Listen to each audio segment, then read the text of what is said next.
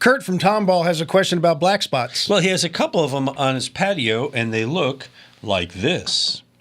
Oh. It's kind of an odd thing, right? He says it appeared just in the past few months, and they won't wash away. This is the original slab poured 17 years ago, and they're in similar locations in different parts of the home. He says, I don't know if this is something I should be worried about or not. So, Tom, Kurt wants your advice on this. What's your call? I don't think you need to worry about it. I don't know what it is. Yeah.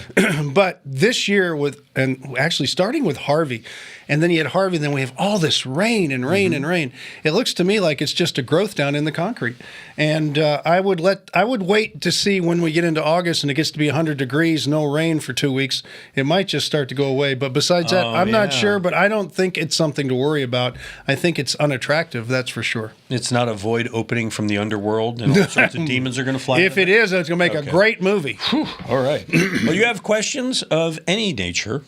Go ahead and send them to us. Use the Ask Tom form on HomeShowRadio.com. Fill it out, send it in. We'll answer it like these videos over here. And by the way, subscribe to our YouTube channel. Click the bell. Ding. We'll ring it when we post a new one.